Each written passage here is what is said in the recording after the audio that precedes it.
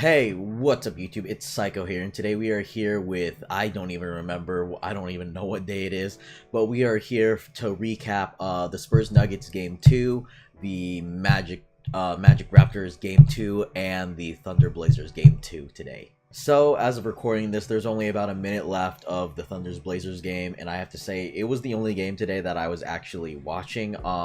I did watch bits and pieces of the Magic Raptors game, but I didn't get a lot of it. As soon as I saw that the Raptors were just blowing the Magic out of the water, I kind of stopped watching that game at that point. But I digress. We'll just get into the recap, and we'll start with the first game that aired today, which was the Magic and Raptors game 2. Kyle Lowry shot so much better in this game. He was making a lot of shots that he was missing in game 1. He was like beginning to make. He was just playing so much better than he was in the last game, and props to him because they really needed that from him, honestly. So I'm looking at the box score because of the fact that I didn't really watch this game, and they actually limited DJ Augustine to only 6 shots. He only made 1 shot out of his 6. The rest were from all free throws.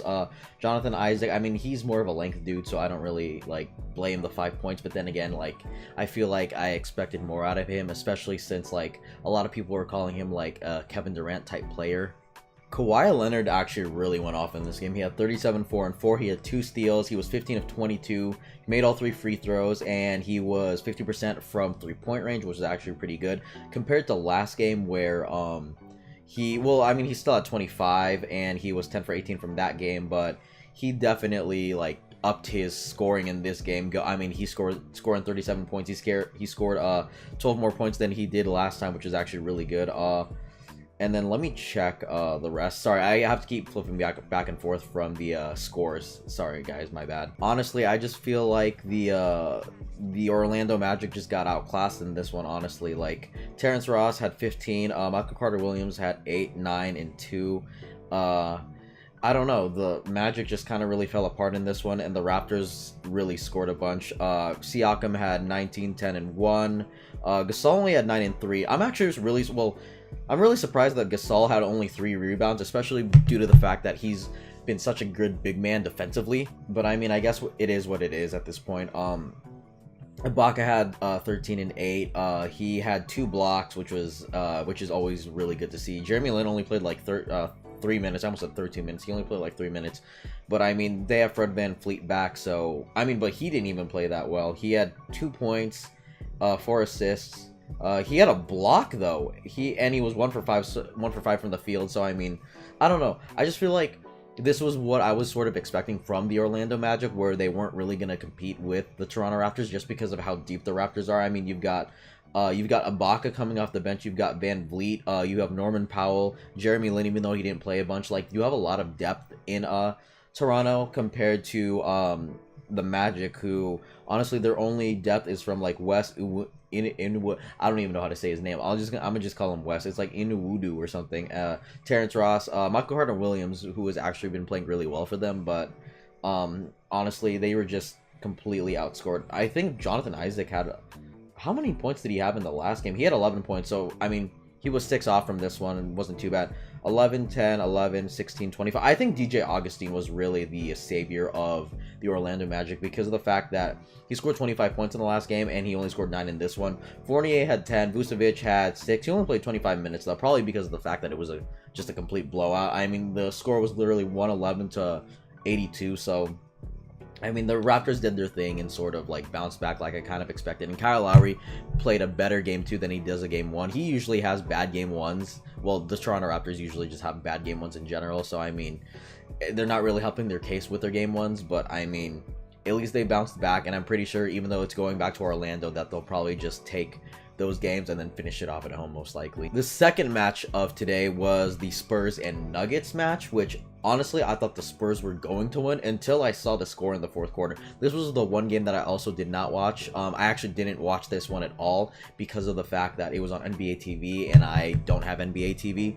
But I was actually looking at this game the entire time through the scoreboard, and honestly I thought that even though the Spurs weren't winning by a lot, I thought they were just going to completely blow the Nuggets out like they did. But apparently Jamal Murray literally came back in the 4th quarter.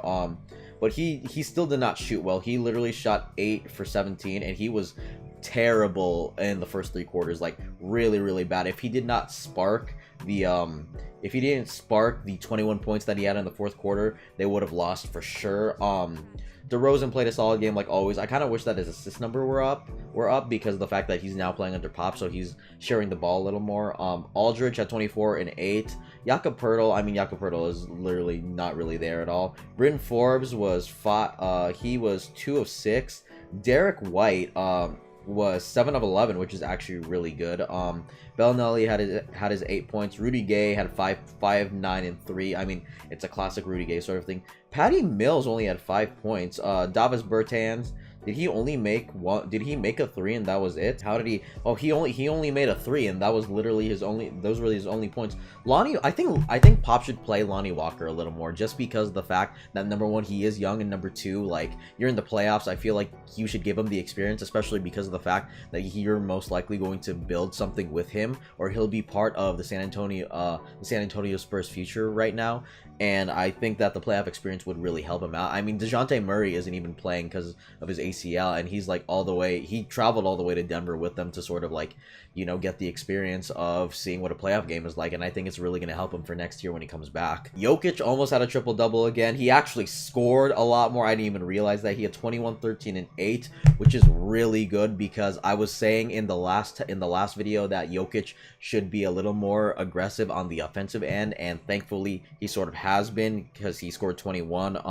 Paul Millsap had 20, which Paul Millsap is literally the only guy on that roster that's actually like playing. Well, that and like Mason Plumlee, Mason Plumlee. Those 2 guys are the only guys on the roster that actually have playoff experience. So props to them, and I really appreciate what they've done and sort of helped the Nuggets. Although I'm still taking the Spurs, because it is going back to San Antonio, and I feel like the Spurs will be able to take games 3 and 4 on their home court. But we're gonna go see. I just really think that they kind of just goofed up, and I don't know if Jamal Murray is going to choke like he did in the last game, but if he does or if he doesn't, I mean, it's obviously going to affect the outcome, because it affected the outcome in this game where I thought the Spurs were going to win. Like, they were up, and then there was a 3-point difference by like the last last minute to 5 minutes. There was only like a 2 to 3 point differential, and it somehow turned into a 9-point differential. I don't know how, but the Spurs, I'm hoping, will bounce back at home and beat the Nuggets like they did in Game 1. And finally, the game that I'm just disappointed in. Oklahoma City and the Blazers. I picked Oklahoma City to win this series, and I'm really hoping that they still do win this series, because they're honestly probably the only team in the playoffs that I'm actually rooting for, because of the fact that the Lakers aren't in the playoffs right now. But honestly, I'm so disappointed, because Oklahoma City had the lead at one point. They had the lead pretty much, and then they tied it at the half. And pretty much from the third quarter and on, like third and fourth quarter, they just, I don't really know what to say, honestly. Like, as you can tell, I'm mad. Like, this really pissed me off. And I remember, like, to end the third quarter, Dame literally dropped, made Raymond Felton dance, and he hit a 3, a step back 3, a fadeaway 3, and it made, oh my god, it didn't make any sense to me. And Russ once again kept Lillard literally, like, he just backed away from Lillard and let him pull up from the logo. Things have to change in game 3, otherwise the Thunder are going to lose this series, and I don't see them losing this series. I want them going to the Western Conference Finals, because I'll be honest with you, if Portland beats the Thunder, I think Portland's going to the Eastern Conference, or not Eastern Conference, but they're going to the Western Conference Finals. That is my prediction. The Thunder, honestly, I remember I saw an article on Google. I didn't bother to click it, but it was before, it was sometime a month ago, but it said that the Thunder should look at acquiring Ben McLemore, because like for the playoffs, because of the fact that that dude's a shooter. Like, he can shoot, and the only thing that the Thunder did was bring Markieff Morris. He's not the ideal guy that I would want. Honestly, I feel like Alex Abrinas, wherever the hell he is, should have just stayed with the team instead of leaving the team. Because I read an article that he just left for personal reasons that he'll talk about when the season ends. But I feel like he should have stayed because they need as much 3-point shooting as they can get. Because they just shot terribly. And I mean terribly. I am disgusted with what I saw from the Thunder tonight. Like, this was blasphemous. Like, I remember in the first and second quarters, I was literally texting my friend like, yo, this was the match that I've been like, this is the type of match that I love to watch, because Dame and Russ were going at it. At one point, Russ was on the right wing trying to dribble the ball, and Dame literally, like, he slipped, and then Dame literally pushed him down when Russ was trying to call a timeout. It was just great. And then next thing I know, like, both Dame and CJ just literally went off. So I don't know. I love Dame and CJ. I love CJ. Shout out to Pull Up. I listen to your shit like every Wednesday, Thursday, whenever the hell it comes out. I don't know. It's just been weird. I haven't like listened to like the last two, but like I love the Pull Up pod with him and Jordan Schultz. And I love Dame's music. I literally bought the Dame Dollar hat. Like, when he released his album, I don't even remember what it's called. All I remember is Switch Sides and Run It Up is on that, and those are my two favorite songs off that album. But I remember it was like, if you pre-order the album digitally or physically, you get this hat, and I was like, yo, dope, I'm ordering this shit. So like, I got the hat. Like, that's how much I love you, Dame Dollar.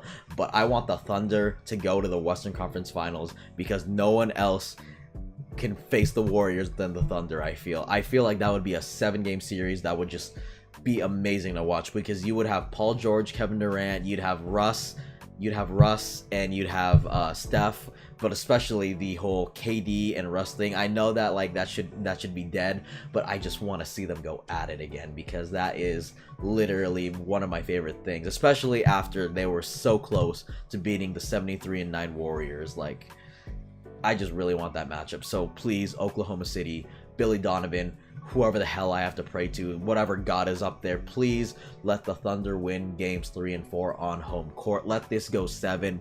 I want to see a dog match. I want to see 2 Rottweilers go at it. That is what I want out of this series, and I just want the Thunder to win. They're the only team that I'm rooting for in this playoffs right now. But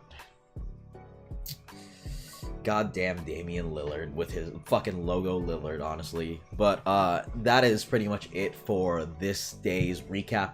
Thank you guys so much for watching. I hope you guys enjoyed the video. Please rate, comment, and subscribe for more content. If you guys are interested, look at the content that I am producing. I am uploading, or at least trying to upload, every day. But yeah, thank you guys, and I will catch you guys in the next video. By the way, my gaming channel is in the description down below, so if you're into like Weeaboo content, Dragon Ball content, stuff like that, link is down below. And yeah, I will catch you guys in the next video. Bye, guys.